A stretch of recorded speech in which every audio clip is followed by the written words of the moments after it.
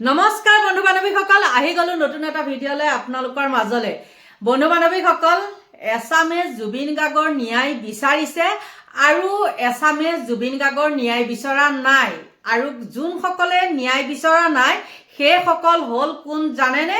বেপাৰী, যি নেকি জুবিন গাৰ্গৰ নাম লৈ তেওঁলোকে ব্যৱসায় বাণিজ্য কৰিব পাৰে। ইতিমধ্যে তেওঁলোকে সেইবিলাক পাৰে কৰিছে। আৰু জুবিন গাৰ্গ জীয়াই থাকোঁতে তেওঁলোকৰ ষ্টুডিঅ' টানি পেলাই ইছ ৰাম কি সাক্ষাৎকাৰ। আৰু এতিয়া যেতিয়াই জুবিন নাইকিয়া হৈ গ'ল ভাবিছে কি যদি জুবিন গাৰ্গে ন্যায় পাই যায় আমাৰ সান্দহ খোৱা বালিত তল যাব। গতিকে জুবিন গাৰ্গে ন্যায় পাব নালাগে। আৰু কোনোবাই যদি ন্যায় হকে যুঁজি আছে তেওঁলোকৰ কেনেকৈ ধৰি পেলাই মানে ওপৰলৈ উঠি গৈ আছে নহয় ন্যায় হকে যুঁজিবলৈ, এছামে আকৌ কি কৰিছে তলৰ পৰা মানে টানিছে, নাযাবি।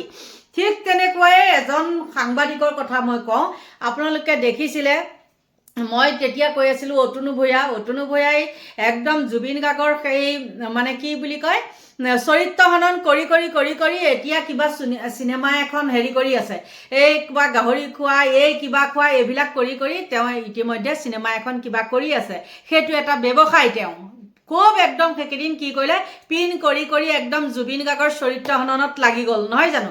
কিন্তু এতিয়া আকৌ এইজন আকৌ দুলু আহমেদৰ পিছত লাগিছে। থাম্বনেইলত যে লগাই দিছোঁ আপোনালোকে দেখিছে নহয়।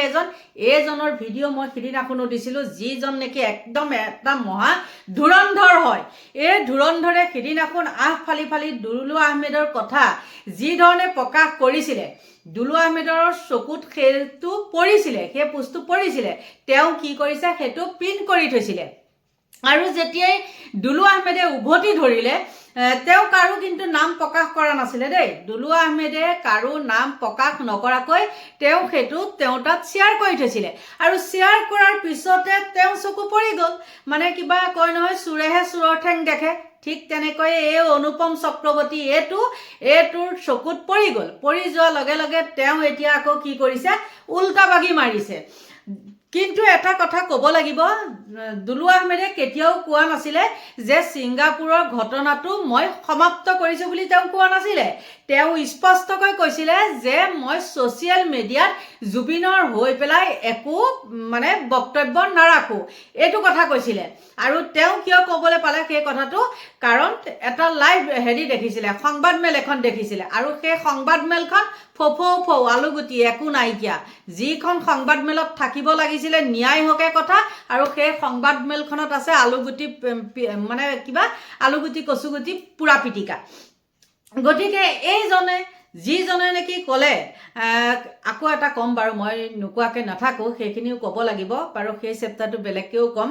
কিন্তু এইটো কথা ক'ব লাগিব, যেতিয়াই দুলু আহমেদে কথাখিনি কৈ দিয়াৰ লগে লগে তেওঁ আপোনালোকক আগত প্ৰথমতে দেখাই লওঁ দুলু আহমেদে কি ক'লে।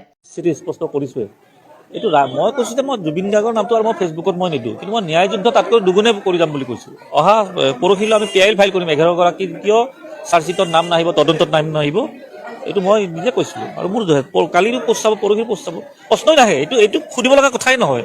ইমান 3বাৰকৈ ছিংগাপুৰ গৈছোঁ, গোচৰ দিছোঁ। অহা 14 তাৰিখে হিয়াৰিং আছে, তাতে একাংশ এতিয়া দুষ্ট চক্ৰই বিচাৰি আছে যে দুলু আহমেদে যুদ্ধৰ পৰা আঁতৰি যাওক। সেইটো প্ৰশ্নই আহিব নোৱাৰে। সেইটো ভুল বাতৰি এটা ওলাইছে, সকলোৱে ওলোৱা নাই। আজি জুবিন গাৰ্গৰ হত্যা হোৱা 4 মাহ হ'ল। সেই কথাটো এতিয়া কিয় আহিছে? মইতো 4 মাহৰ পৰা যুঁজি আছোঁ। মইতো কোনো পৰিয়ালৰ সহায় বিচৰা নাই, বিচাৰিছোঁ নেকি? অহা 14 তাৰিখে ছিংগাপুৰত হিয়াৰিং আছে, আদালতত আছে। মই যদি মিছা ক'লো ইমান টাইম চৰকাৰৰ মোক SIT এৰিলে হয় নেকি?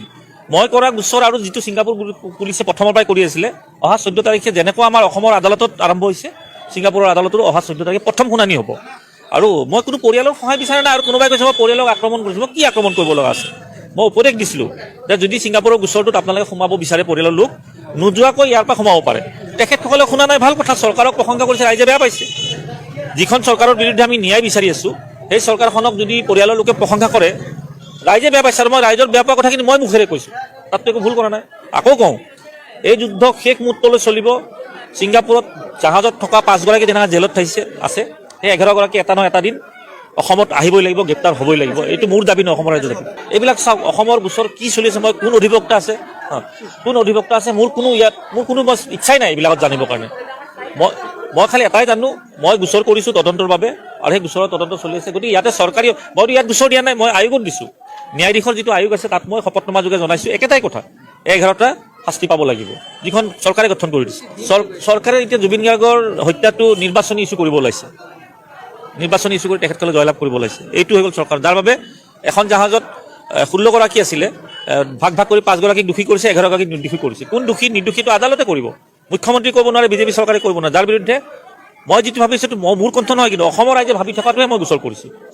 মইতো উচ্চ ন্যায়ালয়তো গোচৰ কৰিছিলোঁ শ্যামকানু মহন্তৰ বিৰুদ্ধে। কোনে কি কৰি আছে মই ক'লো ন, মোৰ ইচ্ছাই নাই। মই কি কৰিছোঁ আপোনালোকে দেখি আছে, মই সদায় মোৰ ছ'চিয়েল মিডিয়াত আপলোড দি আছোঁ। কোনোবাই ভুল ব্যাখ্যা কৰিছে, দুলু আহমেদ বোলে আঁতৰি গ'ল, আঁতৰাৰ প্ৰশ্নই নাই, বহুত আছে। মই ক'লো ন 14 তাৰিখৰ পিছত মই কিছুমানৰ নামো ক'ম, জুবিনৰ হত্যাক লৈ কোনে ব্যৱসায় কৰিছে, মানে হত্যাৰ পিছত কোনে ব্যৱসায় কৰিছে, কোনে টকা ইনকাম কৰিছে, কোনে চৰকাৰৰ গোলামী কৰিছে, কোনে বিজেপিৰ গোলামী কৰিছে, 14 তাৰিখৰ পিছত ক'ম। মই কেৱল 14 লৈ ৰখি স্পষ্ট কৰিছোৱে। এইটো মই কৈছোঁ যে মই জুবিন গাৰ্গৰ নামটো আৰু মই ফেচবুকত মই নিদিওঁ, কিন্তু মই ন্যায় যুদ্ধ তাতকৈ দুগুণে কৰি যাম বুলি কৈছোঁ। অহা পৰহিলৈ আমি PIL ফাইল কৰিম, 11 গৰাকী কিয় চাৰ্জশ্বিটত নাম নাহিব, তদন্তত নাম নাহিব, এইটো মই নিজে কৈছিলোঁ। আৰু মোৰ কালিৰো পোষ্ট চাব, পৰহিৰ পোষ্ট চাব, প্ৰশ্নই নাহে। এইটো সুধিব লগা কথাই নহয়। ইমান 3বাৰকৈ ছিংগাপুৰ গৈছোঁ, গোচৰ দিছোঁ, অহা 14 তাৰিখে হিয়াৰিং আছে, তাতে একাংশ এতিয়া দুষ্ট চক্ৰই বিচাৰি আছে যে দুলু আহমেদে এই যুদ্ধৰ পৰা আঁতৰি যাওক। সেইটো প্ৰশ্নই আহিব নোৱাৰে, সেইটো ভুল বাতৰি এটা ওলাইছে, সকলোৱে ওলোৱা।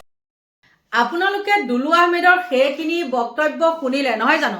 শুনাৰ পিছত আপোনালোকে কওকচোন, সেই দুলু আহমেদে বাৰু কাৰোবাৰ নাম কৈছেনে? কাৰোতো নাম কোৱা নাই, মাত্ৰ তেওঁ কৈছে যে 14 তাৰিখৰ পিছত বহুত বেপাৰীৰ কি কৰিব, মুখা খুলিব। এইজাকক বেপাৰী বুলিয়ে ক'ব লাগিব নহয়নে? জুবিন গাৰ্গ জীয়াই থাকোঁতে জুবিন গাৰ্গক মাতি নি যি নেকি তেওঁলোকে বেপাৰ চলাইছিলে, সেইখন বেপাৰী নহয়নো কি?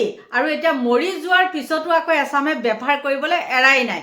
আৰু ঠিক তেনেকৈ যেতিয়া নেকি দুলু আহমেদে এইখিনি বক্তব্য দিয়া দেখিলে, আচলতে তেওঁ যেতিয়া এই চক্ৰৱৰ্তী বোলাটো যেতিয়া নেকি তেওঁ দুলু আহমেদৰ কথা কৈছিলে, দুলু আহমেদে কিছুমান বক্তব্য দাঙি ধৰোঁতে বা লাইভ আহোঁতে বা যিয়ে নহওক ফেচবুকত এটা পোষ্ট দিওঁতে তেওঁ গাত লাগি গ'ল, একদম পুৰা গাত লাগি গ'ল। গাত লাগি পেলাই ফালি ফালি দেখাইছিলে, সেইটো আপোনালোকক মই সকলোখিনি দেখাইছিলোঁ।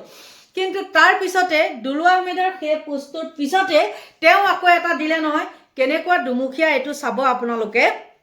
সেই দুমুখীয়াটোৱে মানে যে লাজ পাইছে, লাজ পাই পেলাই তেওঁ কি কৰিছে, এটা মানে হেৰি কৰি থৈ দিছে, এটা পোষ্ট কৰিছে কৰিছে, এনেকুৱা ধৰণৰ কথাখিনি কৈছে। মই আপোনালোকক কৈ দিওঁ শুনক, ফোনটো হেৰি হৈ যায় নহয়, বৰ উল্টা পুল্টা কথা কিছুমান কৈ থাকে। কাৰণ সেই উল্টা পুল্টা কথাখিনি কোৱা মানুহবিলাকৰ মুখকেইখন খুলিব লাগিব।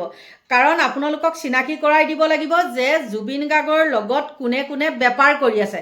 আৰু এই দুমুখীয়াটোক এনেকুৱা মানুহে জাৰে, তথাপিও লাজ নাই, ইমানেই ক'লোঁ। অতুনু ভূঞাক যদি কোনোবাই এটা মানে সন্মান সহকাৰে কথা কয়, কিন্তু এইটোক নকয়। আকৌ এই যিটো চক্ৰৱৰ্তী এইটোক নকয়। এইটোৱে উল্টাপাক মাৰি পেলাই আকৌ কি কৈছে জানেনে? দুলু আহমেদ সম্বোধন কৰিছে দেই, দুলু আহমেদ, মই আপোনাক এখন বহল হৃদয় থকা বুলি জানো। জুবিন হত্যাৰ বিচাৰি পৰিয়ালৰ মানুহক টাৰ্গেট নকৰিব। আপোনাৰ ব্যক্তিত্ব আৰু উদ্দেশ্যত ডাঙৰ আঘাত পৰিব। বা তেওঁহে গাত লাগিলগৈ, তেওঁক মানে আচলতে ঠিকা দি থৈছে নেকি, সেইটো কাৰণে আচলতে তেওঁহে গাত লাগিলগৈ দেই। ছিংগাপুৰৰ গোচৰটোৰ বাবে ৰাইজে আপোনাক সাহসী কৈছে, সাহসী হৈ থাকক। যি সহায় নকৰে নালাগে, অকলে যুঁজক। ইয়ত পাৰ্টিত থকা কেইজনক সহজতে এৰি নিদিব। কিন্তু তাকে নকৰি জুবিন গাৰ্গৰ পৰিয়ালক আপুনি এইখিনি সময়ত সমালোচনা কৰিলে আপোনাক মানুহে সন্দেহ কৰিব। এয়া মোৰ অনুৰোধহে। ৰাম, তেওঁ বা অনুৰোধ কৰিবলৈ কোন? তেওঁ ধেমা ধৰাই এটা মহা ধুৰন্ধৰ, এনেকুৱা ফটুৱা এটা। আৰু সেই ফটুৱাটোৱে আকৌ দুলু আহমেদকহে উপদেশ দিয়ে। দুলু আহমেদে কৈছে নেকি, তেওঁ নাম ধৰি কৈছিলে নেকি? তেওঁ যে এতিয়া দুলু আহমেদক টাৰ্গেট কৰি যে কথাখিনি কৈ আছে, তেওঁ গাত কিয় ফৰফৰণি লাগিলে? কিবা যদি কথা কৈছে, আঘাত হনা কথা কৈছে, তেন্তে হ'লে তেওঁলোকে কিয় ফেচবুকত নানানটা পোষ্ট কৰি থাকিব পাৰে? তেওঁলোকে কি ক'ব নোৱাৰে নেকি যে দুলু আহমেদে এইটো কৈছে সেইটো কৈছে? কোনোবাই ক'ব পাৰিব নেকি যে দুলু আহমেদে ইমানখিনি কথা কোৱাৰ পিছতো গৰিমা গাৰ্গে কিবা উত্তৰ দিছেনে? সাহস হ'বনে উত্তৰ দিবলৈ? বোলে আমি লগত আছোঁ, তেনেকৈও এটা কৈ পাইছেনে? নিশ্চয় নাই পোৱা। কিন্তু এই ধেমাধৰাটোৱে কি কাৰণে কি যুক্তিত লাগি আছে নিশ্চয় সকলো জনসাধাৰণে বা জুবিন অনুৰাগীসকলে গোটেইখিনিয়ে গম পাইছে। আৰু যেতিয়াই নেকি ভাবিছে যে দুলু আহমেদক এতিয়াই টাৰ্গেট কৰি পেলাই যদি মই ভৰিত ধৰি মানে কি কৰোঁ চুচুৰাই নানো, ওপৰলৈ তেওঁ উঠি গৈ আছে।